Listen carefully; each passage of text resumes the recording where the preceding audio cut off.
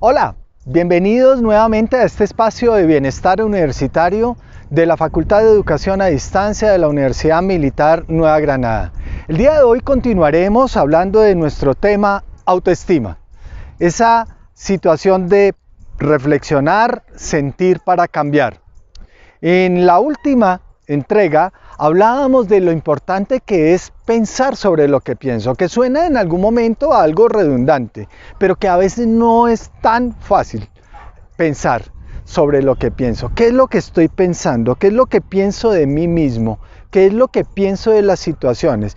Pero lo más importante, ¿por qué estoy pensando de esa forma? Es un ejercicio que a veces no es tan fácil pensar sobre lo que pienso. Y hablábamos de que hay una serie de situaciones que nos llevan a pensar de una forma absurda, de una forma tonta o de una forma irracional, de una forma distorsionada. Llamémoslo como lo queramos llamar. Una de esas formas tiene que ver con la situación que tiene que ver con la forma en que yo interpreto acciones de los demás. Ejemplo, el estudiante que pierde una materia y comienza a decir que es injusto que haya perdido la materia. Pero es cuando también de alguna forma hablar de es injusto para mis intereses. Para mí el mejor ejemplo es que me pase un semáforo en rojo y un policía de tránsito me sancione por haber cometido esa infracción, pero que yo le diga que han pasado diferentes carros y que a ellos no les ha hecho la misma infracción. Comienzo a considerar que es injusto que este policía me haga esa infracción y que no detuvo a los demás. Seguramente no los pudo detener a todos, me detuvo a mí, pero es una acción que está validada dentro de la norma, pero seguiré pensando que es un policía injusto, seguramente. Entonces, esa forma de pensar que únicamente es justo, todo lo que va a favor de mis intereses me va a generar malestar, rabia, decepción, seguramente sobre cada una de las cosas. Otra de las situaciones que nos lleva a comenzar a tener problemas de autoestima es cuando comenzamos a que lo que pensamos lo llevamos a lo que sentimos. Eso que llamaríamos el racionamiento emocional. Cuando ese estudiante que se la pasa todo el tiempo triste y comienza a pensar que si está triste es porque los demás no lo tienen en cuenta.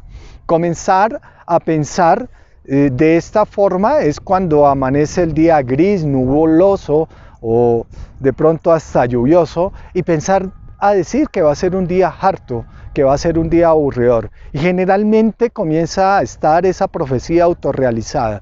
Comienzo a comportarme de forma harta, aburrida, triste, seguramente. Decía alguna vez una maestra mía, si esto sucediera en un país como en Irlanda, la gente no saldría seguramente y estaría triste todo el tiempo.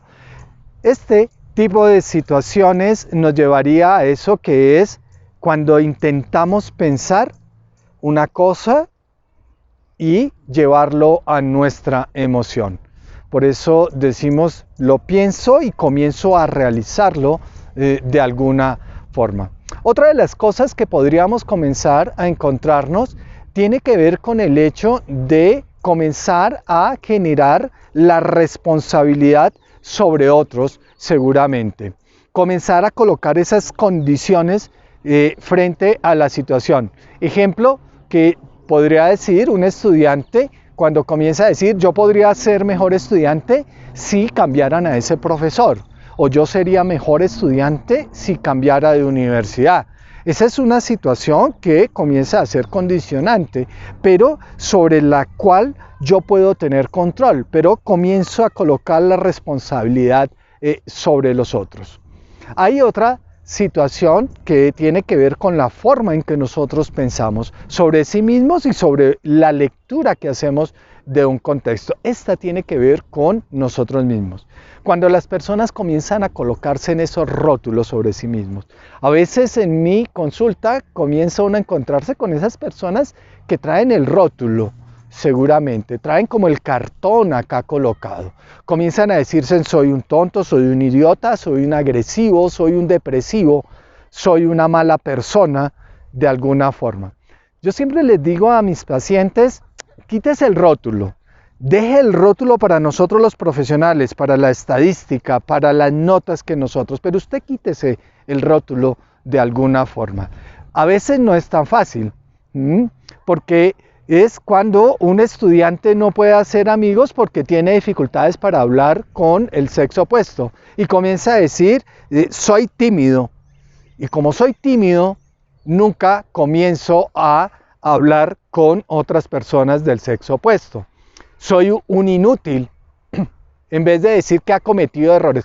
Todos hemos cometido errores alguna vez en la vida, grandes o pequeños. La perfección no existe seguramente, pero cómo las personas comienzan de alguna forma a decirse en eso, a autocastigarse. Además de que la vida es dura, comienzan a darse más duro, a colocarse de que no hacen las cosas de una forma adecuada. Otra de las cosas que comenzamos a tener en cuenta frente a la forma a veces absurda que pensamos, ¿sí? Es cuando las personas también comienzan a generar esa culpabilidad frente también a otros de alguna forma. Cuando un estudiante tiene sobrepeso y comienza a decir que es un problema porque en su casa le dan ese tipo de comida, o porque el culpable es la cafetería de la universidad porque vende este tipo de comida. Es culpar a sus padres por un hecho sobre el cual seguramente yo tengo la responsabilidad. Es delegar que otros tienen que asumir la responsabilidad por lo que no hago de alguna forma. Esto sí tiene que de alguna forma comenzar a lacerar nuestra autoestima, porque no hacemos ese reconocimiento de lo que nosotros somos de una forma objetiva, sin necesidad de cruzarnos al otro lado. No debemos ni echarnos la culpa, ni tampoco echar totalmente la culpa a los demás. Otra de las cosas que comenzamos a considerar es cuando comenzamos a tener esa serie de reglas, una serie de reglas que comienzan a ser muy drásticas de alguna forma, porque son reglas que son muy drásticas, inflexibles. Las personas siempre lo dicen con esa palabra, debería. Tú deberías, yo debería. Yo debería dejar la universidad porque soy un mal estudiante. El profesor tiene que ponerme una nota, él está equivocado. Siempre coloco en nuestro contexto es qué le dice un colombiano, ¿cierto? Cuando a usted le dicen usted tiene.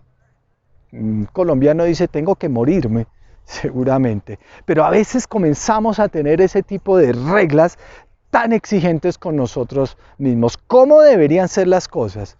¿Tú cómo tienes que ser? ¿Tú cómo debes hacer las cosas? Y ese tipo de pensamiento que es poco flexible también afecta nuestra autoestima. De ahí que también vamos a encontrar aquellas personas que creen tener siempre la razón. Y eso es algo que en algún momento no permite que las personas escuchen la falacia de la razón. Y creo que a veces nos encontramos, o a veces nosotros mismos tenemos este tipo de actitud. El problema es que se convierta en una situación constante, que comencemos a pensar y a creer que tenemos la razón, o que también es difícil encontrar esas personas. ¿Por qué? Porque si comenzamos a creer que somos los únicos que tenemos la razón, no vamos a terminar escuchando al otro, no vamos a escuchar lo que el otro también nos quiere retroalimentar. Aquí el otro día había una recomendación alrededor del tema, y es o cuando tengo la razón o cómo lidiar con una persona que cree tener la razón.